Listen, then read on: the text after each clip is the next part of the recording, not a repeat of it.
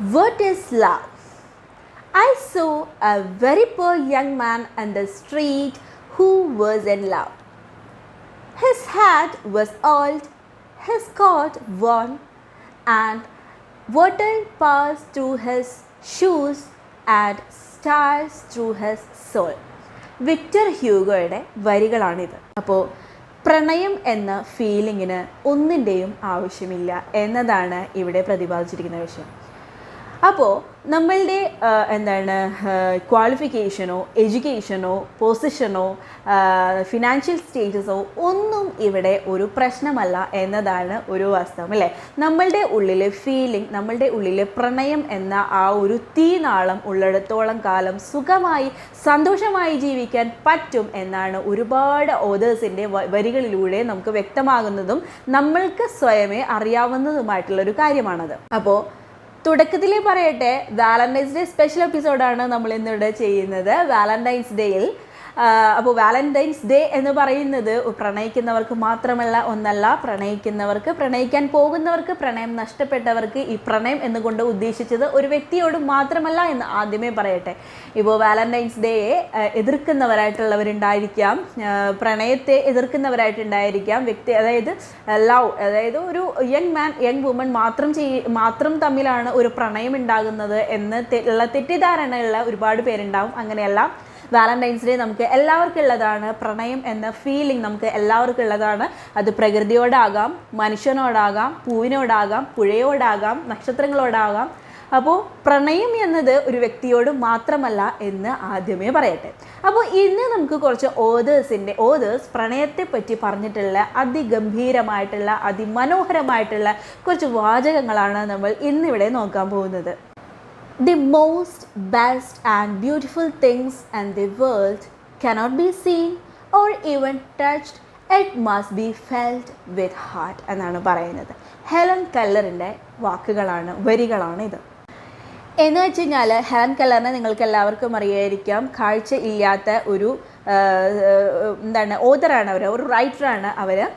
അപ്പോൾ അവർ പറയുന്ന കാര്യം ഇതാണ്: ഈ ലോകത്തിലെ ഏറ്റവും സുന്ദരമായ വസ്തുവിനെ അല്ലെങ്കിൽ ഈ ലോകത്തെ ഏറ്റവും മനോഹരമായ ഒന്നിനെ നമുക്ക് ഒരിക്കലും കാണാൻ പറ്റില്ല, അത് ടച്ച് ചെയ്യാൻ പറ്റില്ല, തൊടാൻ പറ്റില്ല, അത് ഫീൽ ചെയ്താണ് അറിയേണ്ടത് എന്നാണ് പറയുന്നത്. അത് ഇതുപോലെയുള്ള ഫീലിങ്സ് ആണ് പറയുന്നത്. ലവ്, അതുപോലെയുള്ള ഫീലിങ്സ് നമുക്ക് ഉള്ളിൽ നിന്ന്, അതായത് സ്നേഹം എന്ന വികാരം, പ്രണയം എന്ന വികാരം, അതിൽ നിന്നെല്ലാമാണ് ഈ ലോകത്തെ ഏറ്റവും മനോഹരമായിട്ടുള്ള ഒരു വസ്തുവിനെ നമുക്ക് കാണാൻ പറ്റുള്ളൂ എന്നാണ് പറയുന്നത്.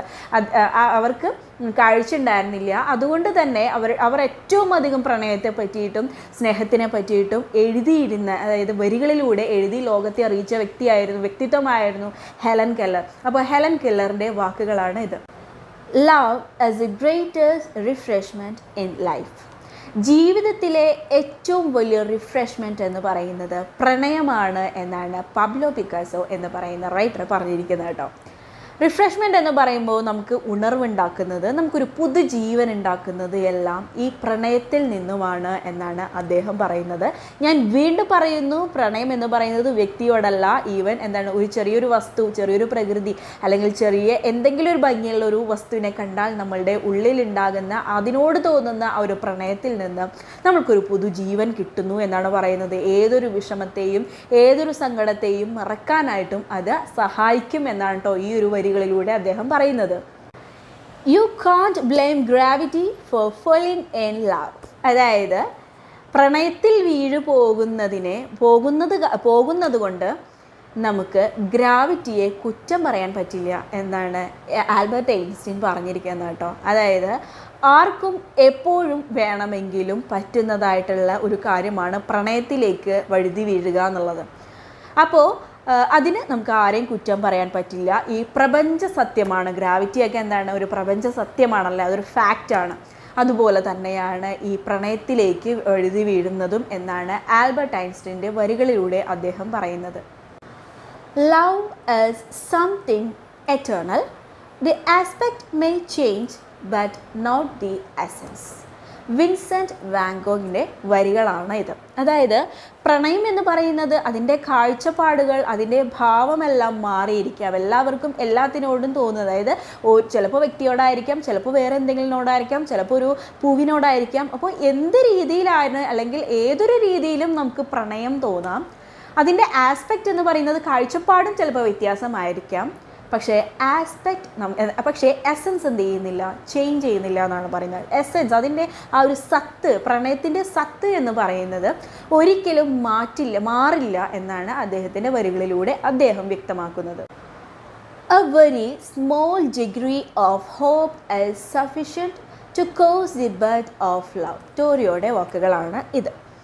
അപ്പോൾ അദ്ദേഹം ഇതിലൂടെ പറയുന്നത് ഒരു ചെറിയ പ്രതീക്ഷ മതി പ്രണയം എന്ന ആ ഒരു ഫീലിംഗ്, അല്ലെങ്കിൽ പ്രണയം എന്നത് ജനിക്കാൻ വേണ്ടിയിട്ട്. ഹോപ്പ് എന്നുള്ള, പ്രതീക്ഷ എന്നുള്ള ഒരു ചെറിയ കാര്യമേ നമുക്ക് ആവശ്യമുള്ളൂ എന്നാണ് പറയുന്നത്, അല്ലേ? ഇപ്പോൾ എന്ത് കാര്യങ്ങളിലാണെങ്കിലും നമുക്ക് ഈ പ്രണയം എന്ന് പറയുന്നത് എടുത്ത് ഒരുപാട് കാര്യങ്ങൾ എക്സ്ട്രാ കയറി വരും. സെൽഫിഷ്നെസ്, സ്വാർത്ഥത, പൊസസീവ്നെസ്, അങ്ങനെ ഒരുപാട് കാര്യങ്ങൾ കയറി വരുമ്പോഴാണ് അത് സ്നേഹത്തിൽ നിന്ന് പ്രണയമായിട്ട് മാറുന്നത്, അല്ലേ?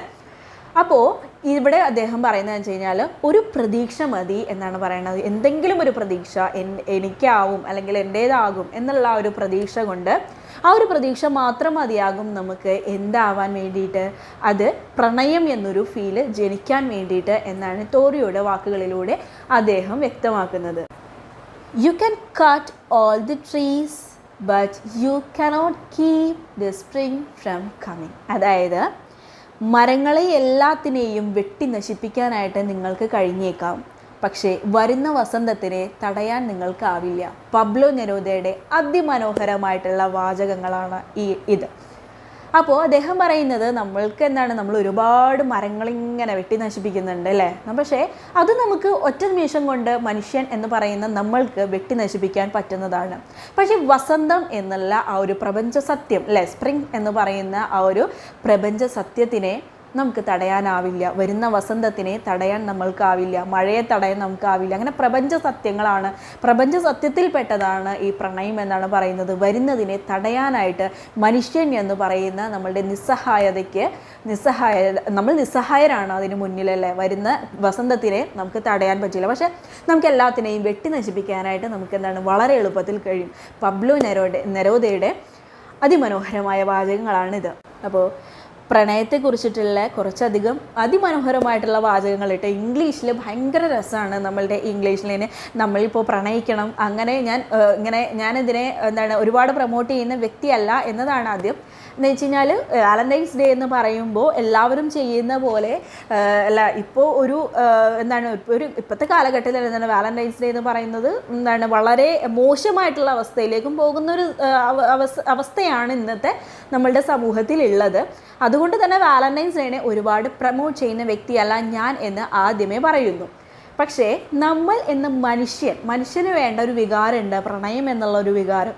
ഈ ഒരു വികാരത്തെ ആ ഒരു ദിവസമെങ്കിലും ഓർമ്മിക്കാനായിട്ട് ആ ഒരു ദിവസത്തിൽ നിങ്ങൾ ചെയ്യണം എന്നാണ് ഞാൻ പറയുന്നത്. അത് എല്ലാവരോടും, ഇപ്പോൾ നമ്മളുടെ അമ്മയോട്, നമ്മളുടെ അച്ഛനോട്, നമ്മളുടെ മക്കളോട്, ഭാര്യയോട്, ഭർത്താവിനോട് ഈ ദിവസമെങ്കിലും ഒരു ദിവസമെങ്കിലും നല്ല നല്ല വാക്കുകളിലൂടെ നല്ല എന്തെങ്കിലും വാങ്ങിച്ചു കൊടുക്കുക, എന്തെങ്കിലും ചോക്ലേറ്റ്സ് വാങ്ങിച്ചു കൊടുക്കുക. ഇങ്ങനെ നമുക്ക് നമ്മളുടെ ഫാമിലിയിൽ തന്നെ നമുക്ക് ആ വാലന്റൈൻസ് ഡേ ഓർക്കുകയും നമ്മളുടെ ഉള്ളിലെ സ്നേഹം എന്ന പ്രണയം എന്നത് ഉണ്ടെങ്കിലും സ്നേഹം എന്ന ആ ഒരു ഫീലിംഗ് ആ ഒരു ദിവസത്തിലെങ്കിലും നമ്മളുടെ ഫാമിലിക്കെങ്കിലും കൊടുക്കാനായിട്ട് നിങ്ങൾ മാക്സിമം ശ്രദ്ധിക്കണം കേട്ടോ.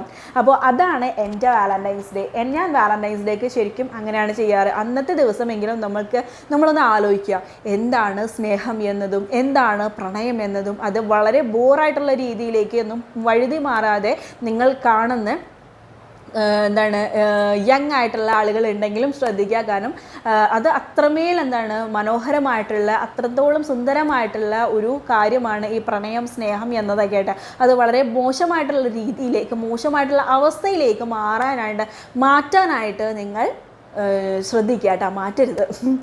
അപ്പോൾ ഇന്നത്തെ ക്ലാസ്സിൽ ഞാനൊരു വാലന്റൈൻസ് സ്പെഷ്യൽ എപ്പിസോഡാണ് നമ്മളിവിടെ ചെയ്തത്. ജസ്റ്റ് എല്ലാ ഓതേഴ്സിനെ പറ്റിയിട്ട് ഓർത്തു, അവരുടെ വരികളെ കുറിച്ചിട്ട് ഓർത്തു. അപ്പോൾ പ്രണയം എന്നത് ഫീലിംഗ് മാത്രമല്ല, ഒരുപാട് ഓർമ്മകൾ ഉണ്ടാവും. ഇപ്പോൾ കാണുന്ന കുറച്ച് പ്രായമായിട്ടുള്ളവരുണ്ടെങ്കിൽ അവർക്ക് ഒരുപാട് ഓർമ്മകൾ ഉണ്ടാവും അല്ലേ പ്രണയത്തിനെ പറ്റിയിട്ട്. അപ്പോൾ things and but memories last for ever എന്ന് പറയുന്ന പോലെ എല്ലാം അവസാനിക്കും, പക്ഷേ ഓർമ്മകൾ മാത്രം അവസാനിക്കുന്നില്ല അല്ലേ. അപ്പോൾ കഴിയുന്ന കാലങ്ങളിൽ നമുക്ക് ആരോഗ്യമുള്ള കാലങ്ങളിലെല്ലാം നമ്മൾ നല്ല രീതിയിൽ പ്രണയിക്കുക, നല്ല രീതിയിൽ സ്നേഹിക്കുക, മനുഷ്യനെ പ്രേമിക്കുക, മനുഷ്യനെ സ്നേഹിക്കുക, മൃഗങ്ങളെ സ്നേഹിക്കുക, പ്രകൃതിയെ സ്നേഹിക്കുക. അങ്ങനെ ഒരു സ്നേഹം എന്ന പ്രണയം എന്നൊരു വികാരം നമ്മളുടെ ഉള്ളിൽ തിങ്ങി നിറയട്ടെ. അപ്പോൾ അങ്ങനെ ചെയ്ത് കഴിയുമ്പോൾ, കുറേ പ്രായമായി കഴിയുമ്പോൾ, കുറേ വയസ്സായൊക്കെ കഴിയുമ്പോൾ, ഒന്നും ചെയ്യാനില്ലാത്ത അവസ്ഥ ഉണ്ടാകുമ്പോൾ, വീട്ടിൽ ഒരു റൂമിൻ്റെ അകത്ത് ഒറ്റപ്പെട്ടിരിക്കുന്ന അവസ്ഥയിൽ ഉണ്ടാകുമ്പോൾ ഈ ഓർമ്മകളായിരിക്കും നമുക്ക് കൂട്ടായിട്ടുണ്ടാവുക കേട്ടോ. അപ്പോൾ ഈ ഓർമ്മകളിലൂടെ, നല്ല നല്ല ഓർമ്മകളിലൂടെ നമുക്ക് ജീവിക്കണമെങ്കിൽ പ്രണയിക്കുക, സ്നേഹിക്കുക, എല്ലാവരെയും സ്നേഹിക്കുക.